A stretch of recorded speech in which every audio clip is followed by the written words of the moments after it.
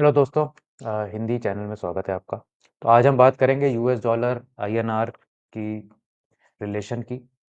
और उससे पहले बात करते हैं यूएस डॉलर इंडेक्स की। तो ये यूएस डॉलर इंडेक्स जिसका कोड DXY है, आ, ये बेसिकली एक इंडेक्स है जो DXY सिंबल से चलता है। और ये एक बास्केट ऑफ करेंसीज का एक मेजर है। तो मतलब dollar versus euro, dollar versus yen, dollar versus pound, ऐसे 6-7 करेंसीज के डिफरेंट वेट्स से ये इंडेक्स बना हुआ है।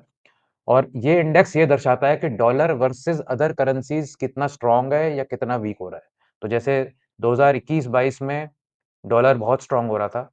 फिर 2022 मिड से डॉलर में वीकनेस आनी शुरू हुई। फिर ये कि फ्लैट रेंज में चला गया और अब सितंबर से ये डॉलर इंडेक्स स्ट्रेंथ पे है। तो मतलब डॉलर जो है दूसरी करेंसीज के अगेंस्ट गेन कर रहा है।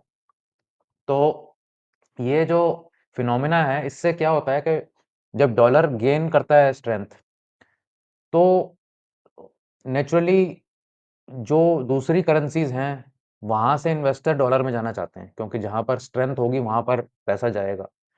डॉलर की जो ट्रेजरी की यील्ड है, वो भी बढ़ेगी। जो डॉलर के रिटर्न्स हैं यूएसडी एसेट्स, वहां पर भी ज्यादा गेन मिलेगा लोगों को। अभी जैसे इंडिया का एग्जांपल लें, अब इंडिया में सपोज डॉलर अभी 82 से 86 की तरफ मूव किया है। तो जिस जिस भी ओवरसीज इन्वेस्टर ने इंडिया में इन्वेस्ट किया हुआ है, और अगर इंडियन मार्केट नहीं भी चेंज हुए इस दौरान, तो भी उसको बैठे बिठाए 5% का लॉस हो गया है, क्योंकि रुपी गिर रहा है। तो वो चाहेगा कि मैं अपने पैसे बाहर निकाल लूं, और जब रुपी स्टेबलाइज हो जाए या कम से कम गिरना बंद होए, तब मैं वापस ले आऊं। तो एक तरह से जो इनफ्लो है इंडिया में, उस वो सारे इन्वेस्टर अब वेट कर रहे हैं कि और गिर जाए तब हम एंटर करेंगे। तो ये बड़ी एक अजीब सी डायनेमिक शुरू हो जाती है जब आरबीआई रुपी को होल्ड कर लेता है कि भाई हम गिरने नहीं देंगे, और जबकि उसको गिरना चाहिए था to competitiveness versus other countries के हिसाब से। तो फिर वो सडन जंप्स आती हैं। अदरवाइज वो नेचुरली फ्लो होता रहता है 2-3%, 4% साल का।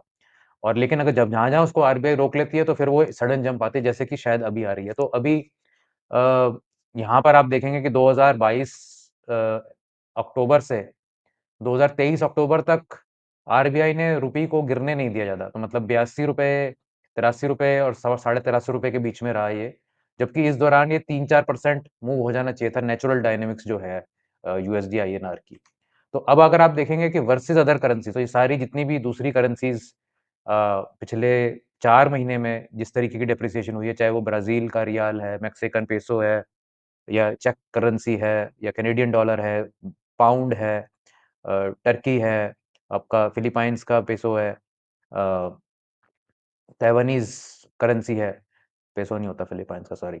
सो दिस, अब ये आप देखेंगे कि जितने भी करेंसीज हैं, ये 2 से लेके 10% तक गिरी हैं डॉलर के अगेंस्ट सितंबर 2024 से, क्योंकि ट्रम्प आ रहा है और ट्रम्प कह रहा है कि भाई मैं टैरिफ लगाऊंगा और ये करूंगा और वो करूंगा। तो ये सब गिर रही हैं। अब यही हमारे कंपेटिटर्स भी हैं, जो हमारे एक्सपोर्ट्स हैं, यही कंट्रीज से हमारे को compete करना है। तो अगर हमारी करेंसी आर्टिफिशियली बहुत हाई होगी वर्सेस अदर करेंसीज, तो हम compete नहीं कर पाएंगे। और इंडिया आप देख रहे हैं सिर्फ 2% गिरा है जब से, जबकि जो एवरेज इमर्जिंग मार्केट टाइप की जो और कंट्रीज हैं, वो 5 से 6% गिरी हैं। कुछ तो 10% भी गिरी हैं, लेकिन 6% भी एवरेज मान रहे, तो 4% हमें और नीचे होना चाहिए अभी। 4% का मतलब हो गया करीबन करीबन 89-90 रुपीज, जो कि हर आदमी बात कर रहा है कि 89-90 के पास होना चाहिए डॉलर रुपी। तो ये एक करंट सिचुएशन है कि जो इन्वेस्टर्स भी हैं इंडिया के, लेट से कोई एनआरआई इन्वेस्टर भी है, उसको मकान खरीदना है इंडिया में, उसको भी दिमाग में ये चल रहा है कि मैं अभी 86 पे क्यों खरीदूं, 90 आने दो फिर मैं एंटर करूंगा। तो ये जो करंट सिचुएशन है हमारी, वो उसने एक डेडलॉक कर दिया है। इन्वेस्टमेंट जो अंदर आ रही थी वो आ नहीं रही, और जो बाहर जाना चाहती थी वो फटाफट बाहर जा रही है कि 86 पे निकल जाओ, फिर 90 पे देख लेंगे। तो ये एक आज की डेट की बहुत बड़ी प्रॉब्लम है इंडियन मार्केट की। आप बताएं कंटेंट कैसा लगा, और कमेंट्स अपने लिखें कमेंट बॉक्स में, और अपने फ्रेंड्स के साथ ये वीडियो जरूर शेयर करें, और चैनल तो जरूर सब्सक्राइब कर ही लें। Thanks, bye.